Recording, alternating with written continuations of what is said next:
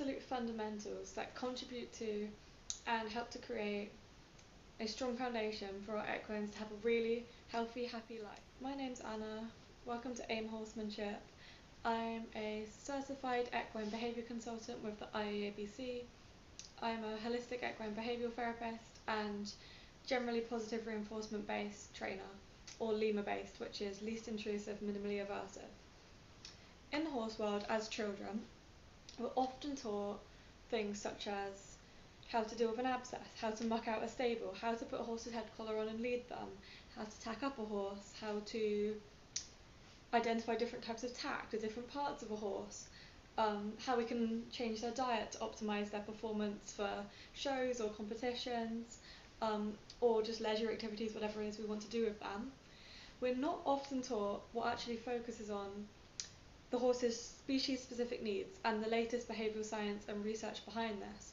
We're often taught a more traditional way of doing things, and whilst it has evolved and changed over time with the Pony Club curriculum and stuff, it's not quite where we ideally need it to be to look at creating a holistically healthy and happy life for our ponies and our equines in our lives and giving them the most optimised well-being. It's important to remember though that we don't live in an ideal world. Life happens, sometimes circumstances are difficult or we can't always have the ideal situation, but we're doing our best. So this isn't to shame or guilt anyone who historically or currently hasn't been able to meet these needs to the best of their abilities or to the optimal standard for their horse. We're all just doing the best we can with what we know and what we have, and when we know better and in a better situation we can do better. And I think as long as you have your horse's needs met and the best of intentions and give them all the love and care and freedoms that they need and that they have their basic welfare met, I don't want this to feel like a lot of pressure to create a really, really complicated system for your horse.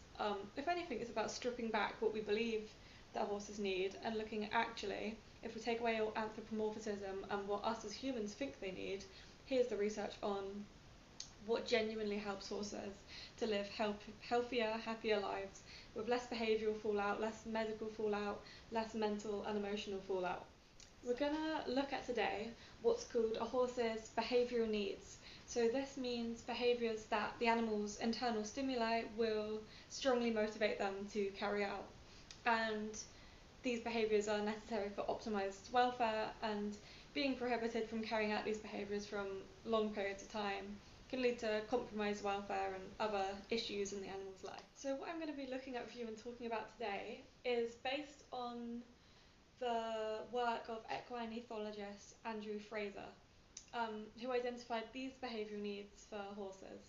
And these behavioural needs are something that the horse needs in order to feel safe, to feel comfortable in their environment and to be able to relax and regulate their nervous system, as well as to avoid unwanted behaviours and maximise their welfare, as we spoke about before. And the more these behavioural needs are met, the less likely we are to see those unwanted behaviours, those stress behaviours, or anything like that. And whenever I'm doing a behavioural consultation for an owner, we always start by looking at the horse's overall lifestyle, their history, their management, everything.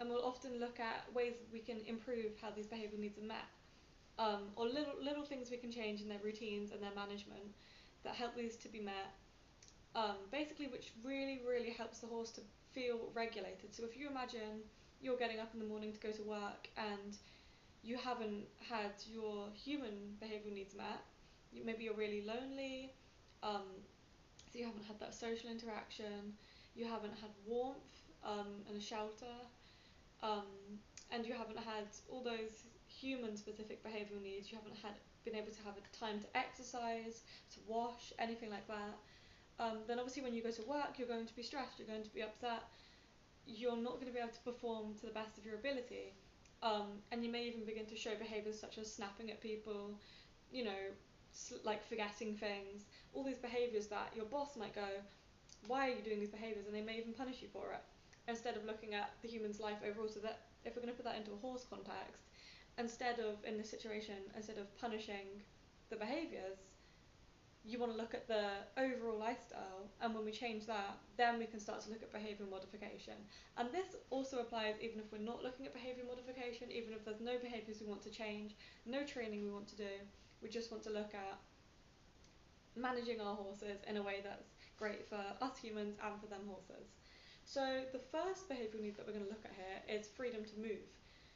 So you want to try and set up an environment where the horse can have access to autonomous movement. So this doesn't just mean the horse gets let out their stable and put into a paddock for however long, and it's just a square, flat paddock with no enrichment.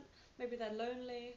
Maybe they've never been taught to feel safe out in a paddock or out in turnout. They've never been taught how to interact that way. We often see horses who are raised and socialised in ways that do not meet their species specific needs. When they are then put in a situation that does meet those needs, they don't know how to act.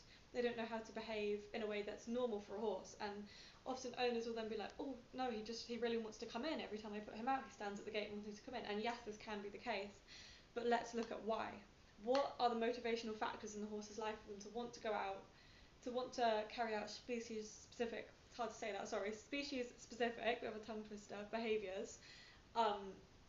What are the motivations for them to want to do that, and for there to actually be enrichment and incentive for them to do that, versus for them to stand in somewhere where they feel familiar and safe, where they have access to food and drink without having to move or exercise or engage their brain. So ways that you can think about setting this up is obviously allowing the horse to have access to a dynamic outdoor environment and as much space as we can give them, obviously feasibly. We are going to explore in so many future videos, and so much of my work is also exploring how we can meet these needs without them getting too much grass or in different climates, because obviously here in the UK, if we just gave the horses access to rolling fields, which we don't all have access to, is really, we don't have all the land we would like to, but if we just gave horses access to that, we'd have a lot of problems with overgrazing, with them also getting laminitis or not having their dietary requirements met, or becoming quite overweight and not moving around as much as they should.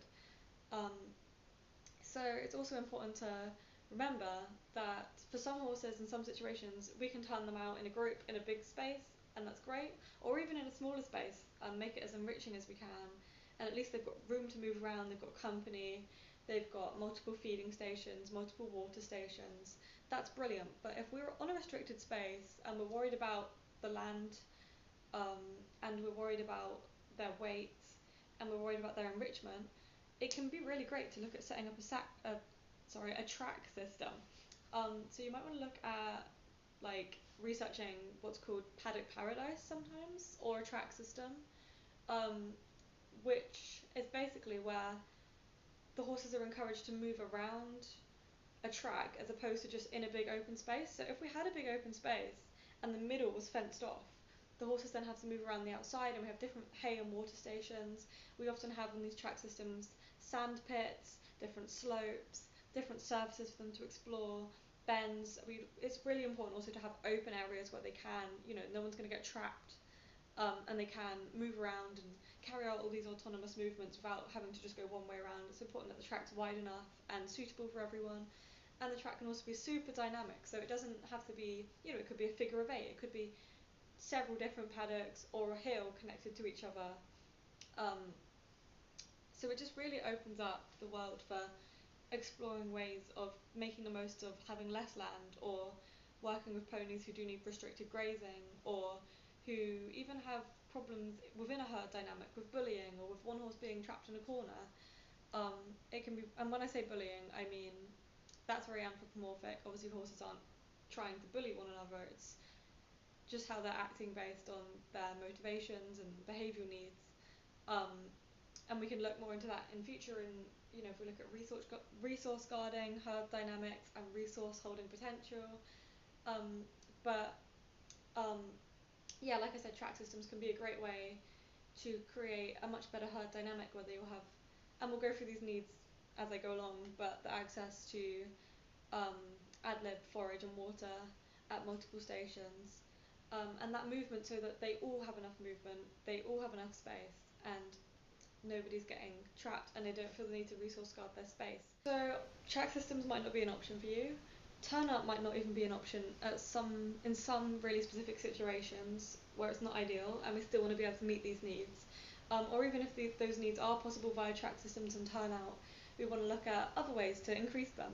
So another idea is taking your horse for a walk and allowing them to be autonomous over their movement, allowing them to stop and sniff things that interest them, and go at their own pace, and maybe they want to explore an area more than another area, and maybe they want to forage a bit if it's safe for them to go for a little forage walk. Um, I like to do this with a long lunge rein so that it allows them more freedom and you're not so holding onto a short lead, trying to keep them with you. I think it's important to look at context cues here. We'll get into this in more behavioural discussions, but context cues are really important. You might be saying, but I don't want my horse to be doing all of that. I want them to be able to walk by my side and be switched on and listen to my cues, which is totally valid, and we can look at training that and making the horse really, getting them to really want to be engaged with us and to be really responsive to our cues, and really responding promptly, being engaged, being calm.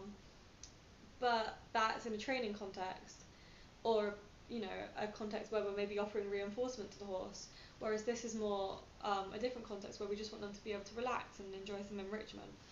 Um, so this isn't necessarily about training, although if you're struggling to go for a forage walk because all they want to do is shove their head in a bush and eat without moving, there are different ways that we can also look at sort of incorporating some training into this time to make it the best enrichment we can give them in whatever time frame we have. For example, I like to use something which I call 30 seconds on, 30 seconds off. So if we're going for a forage walk, I'll often be like, okay, we're going to graze for 30 seconds, we're going to walk for 30 seconds, we're going to graze for 30 seconds, we're going to walk for 30 seconds. And I've worked with horses who have had problems with diving for grass, not wanting to leave forage, and obviously this isn't a video about that. This isn't about looking at behaviour modification plans for that, because it can get quite a lot more in depth in that, and we can talk about that another time. But a way that you can really do this is by, let's say you're going to start by letting a horse graze for as long as they need to take the edge off. And this is also important to note. This depends on the horse's metabolism, their insulin levels, their ability to have this variety in their diet, and exactly where they're eating, what they're eating. But let's say you're going to allow them to forage for a minute, and then you're going to ask them to walk on, and as soon as they listen to the cue, we're going to go back to foraging. This is something a trainer taught me a long time ago, actually, a few years ago, which really stuck with me, because as I started to learn and work with horses and do training cases, I realised I could incorporate this same concept and then build on it like a shaping plan, and also use ping-ponging. So sometimes, or like a challenge sandwich, so sometimes I'm going to ask them to come a bit further for a bit longer, and then allow them to, give them the cue to go back to foraging and grazing. Whereas other times, it's going to be, okay, you listen, you pick your head up, so straight away go back to grazing, and that's your reinforcement. And I also think it's great, it's relaxing as a human, to just be with a horse and allow them to be, and allow them to forage, and allow them to go where they want to at their own pace, and obviously within safety. It's quite refreshing, I think, as humans. We can feel the need to control everything in every situation. And this comes back to casual connection time and just spending no intentions time with your horse. I think it's absolutely invaluable to not only your relationship with your horse, not only your horse's welfare, but also for us as owners, to get that time in our day where we do just get to look at things with a different frame of mind. If you are just riding a horse for whatever reason, for example, when I was a kid and I used to ride horses at a riding school, one way that you can help incorporate this behavioural needs into their life is by just giving them a long rein and allowing them to hold their body in whatever position is comfortable for them, and not interfering with their pace and not constantly nagging. And I think this is really, really nice. Like, I just have memories of when I used to ride traditionally. Like, obviously this is within safety, but sometimes it's really nice to just give the horse a long rein and see where their body wants to take them and where they naturally want to move to. The next behaviour need we're going to look at is equine company. If possible, obviously, horses should spend the majority of their time, the majority of their life, within a stable herd dynamic with familiar herd mates, and also having their other behaviour needs met in order to decrease any conflict within a herd. But yeah, in the ideal world, horses live with their ideal, safe, compatible, stable, familiar herd mates, and obviously there's dynamics within this, so sometimes um, things are going to change and there might be some tension, but generally with all their behavioural needs met, they are able to work this out, as horses are quite passive creatures and they're also really good at communication and body language. Um, and yeah, herd dynamics change, things get mixed up, pair bonds change, resource holding potential changes. So if one horse has the highest resource holding potential at one time, and then their behavioural motivations change for whatever reason, then that might change and another horse might then have the highest resource holding potential, and this might be established by resource guarding, which can look aggressive to humans, and we can talk about this in other videos, but um, yeah, as long as they are generally having access to company and herd mates who they're compatible with, that's generally the best way for them to live. It's really, really, really compromising to their welfare for a horse to be by themselves. And we could talk about horses who haven't been socialised and how it can be then quite scary for them to go out into a social herd, and we can't just throw them out of a herd. You know, there has to be behavioural modification that takes place to help them, to help them adjust and help them assimilate to that kind of lifestyle so they can live a life that's happy and fulfilling for them. So giving them herd turnout would be the ideal scenario here.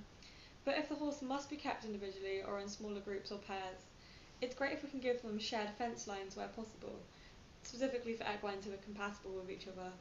And it's also great if we can utilise any opportunities for them to socialise in a safe environment with low stresses. So, you know, if you're walking your horse and someone else comes by with their horse walking next to you, if it's safe and if the horses are compatible with each other, it's great if you can allow them to sniff each other, to have a moment to interact with each other before moving on. The next behavioural need we're going to look at here is access to food and drink. This one might seem obvious, but by this what we really mean is ad lib forage would be ideal. And there must be enough sources of water and food to prevent resource guarding within a herd, or at least prevent someone being chased off the food or a scarcity mindset. So when we say access to food and drink, we don't just mean the horse gets some hay thrown in their stable every day and they have a bucket of water. What we mean is they have multiple water sources, or maybe it's one water source, but maybe it's a big one and it requires them to move around the track and get that enrichment in order to get to the water source.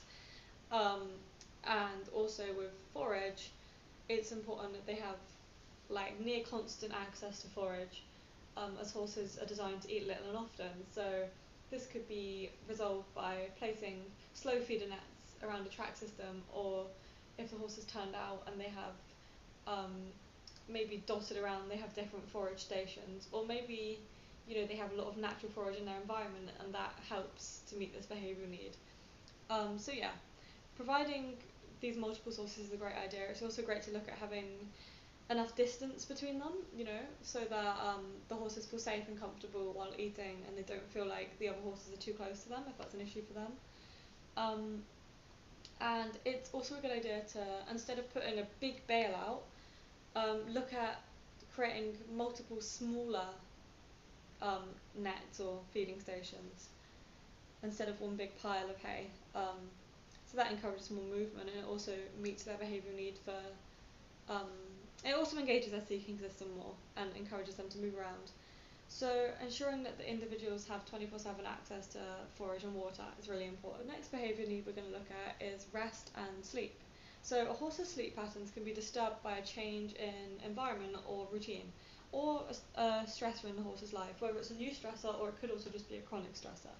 So ideas to incorporate this into a horse's life, or also to just look at optimising this behavioural need, would be providing the horse with a safe, comfortable and stress-free environment with equine company. So if a horse doesn't have equine company, they're less likely to feel safe to rest or get that deep sleep, or really let their guard down.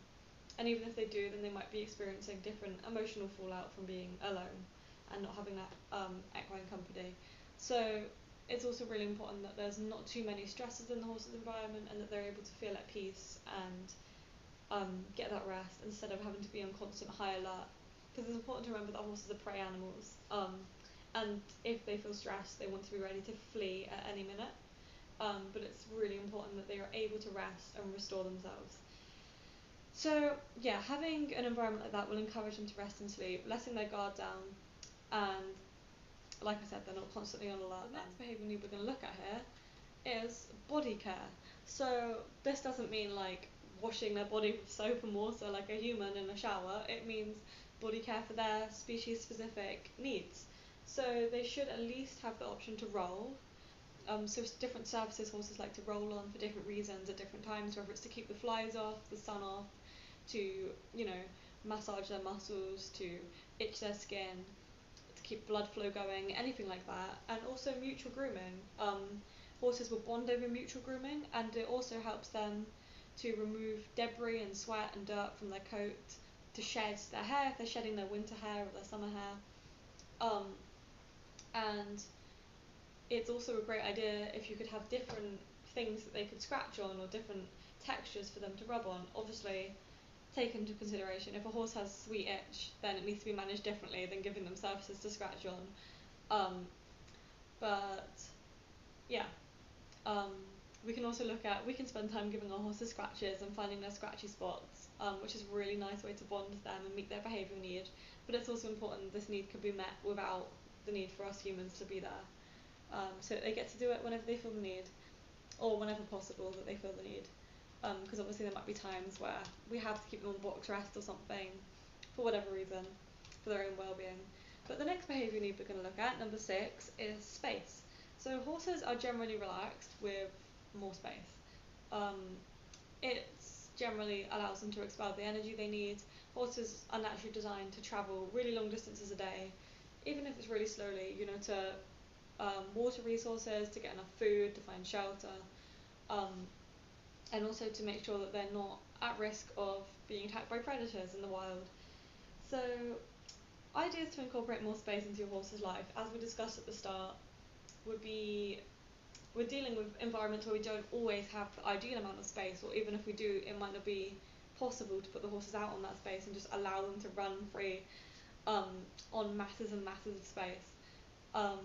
So, ideas that we can incorporate this into our horse's life include turn out with free access to shelter as opposed to keeping them stabled. So, let's say if it's bad weather or for some reason you want to keep the horse in the stable, it would be ideal if you could have just a shelter or an open stable that they have free range to go in and out of, and that also adds autonomy to their life, which it's like adding autonomy to a horse's life is super important. The ability for them to make choices for themselves is super important for their well-being and for their welfare, and just for their mental and cognitive enrichment. So allowing them that free range and that option to be inside or outside is brilliant. If space is limited or a horse needs more movement or a specific diet, like we discussed before, track systems could be a great option here. We're also going to look at play. So play is, you might actually be surprised to hear, is a behavioural need for horses. So healthy play within herd mates is important. Horses will get social interaction and exercise from this. They also, you know, especially young horses, learn a lot of life skills through play. They might imitate fighting, they may learn behaviours and social cues with one another. They also, you see male horses start to learn mating behaviours through play and learning to engage different muscle groups to keep them really fit and healthy. And yeah, to create bonds with one another and communicate with one another. Just like we see with humans, really. We see human children learning the ways of the world through playing with one another. It's important to note here, though, that excessive play could indicate stress, and a horse should always have the option to opt out of play. So if you have one horse trapped in a small environment with a horse who's constantly asking to play, maybe as an outlet for stress, that can cause the other horse to be really stressed. And it can also not be very nice for the horse who wants to play. And it's also important to look at the reason why that's happening. Is that horse using it as a coping mechanism? So, ways and ideas to incorporate this behavioural need into your horse's life, or allow them to have more opportunities to carry out play, would be providing equine company of a similar age and gender within a mixed herd. We can also look at giving them access to areas where play can be facilitated. For example, like we discussed before, if they're on the track system, we can have these more open areas within the system where these play behaviours are more likely to be able to take place. Here, number 8 is the ability to explore. So we've spoken about a lot actually, horses getting enrichment from having autonomous movement, being able to make choices, and it's really enriching and great for them to have the ability to explore. So this is enriching and also builds confidence. Horses are more relaxed when they're familiar with what's around them, and it's important to note here that horses would naturally explore to find resources and also to become familiar with their environment, so that if a predator came around the corner, they know, oh, there's this route here we can go down to escape. So a great idea to incorporate this kind of need into a horse's life is to have no intentions forage walks with them on a long lead where they're allowed to investigate. Like we discussed before, also to give them a varied and enriching living environment, as we've covered with track systems and different ways to incorporate slopes and sand pits and different surfaces and free range access to shelter, and also other enrichment activities such as presenting foods, some lower down, some higher up, some in maybe hay nets, some loose on the floor, some in maybe even have herbs hung up in different, or like plants that are really great for them, great for their health, to allow them to self-select from different items that are maybe hung up in their environment. A lot of these behavioural needs may seem like common sense to some horse people, but they may also seem completely different from what others know to be the norm. You might be thinking, for some people might be thinking, they honestly had no idea how important some of these things were, or how really integral they are to a horse's well-being. They thought maybe it's a nice thing that horses like to do occasionally. Or you may not have considered that, for example, like we discussed with the horse who's turned out at the gate and just stands at the gate wanting to come in. We may not have considered why that behaviour is happening, or how we can actually help them to assimilate to a more species-specific lifestyle, whilst also being able to make choices. And it may also help you to consider that sometimes humans have set up environments where it's like, okay, we're going to keep the horses in tonight, so we lead them all into their individual boxes, or they're going to be turned out tonight, so they're in individual paddocks, or small, square, flat, unenriching spaces, or maybe within small groups or with other horses who they're not too compatible with, or maybe their feeding station is just one big box of hay. And maybe that's not the case at all. Maybe a lot of people are thinking, yeah, I already knew all this, it's all common sense, so maybe it's just been really reaffirming to hear how important this stuff is and how great it is to be able to meet these needs for our horses. And I also think sometimes we can hear this and think it's really overwhelming, or it's not possible for us to meet all these needs. And like we discussed, life's not always ideal, situations aren't always ideal, but there's always little ways that we can look at improving our horse's well-being by incorporating these into our horse's life. So I hope that you enjoyed this video. If you are interested in behavioural consultations or training, please get in touch with me via my social medias or via my email, which is mollyizzyponies@gmail.com. My Instagram is _a.i.m._horsemanship_, and my Facebook is capital AIM horsemanship. I also have a podcast on Spotify called AIM Horsemanship, and I'd love to hear from you if you have any requests or if you'd like any help with your horse. And I also want to let you know I have some exciting projects on the way, so if anyone's interested in more of this sort of type of work, or this type of discussion, definitely stay tuned, have fun with your horses, and don't forget you're doing your best.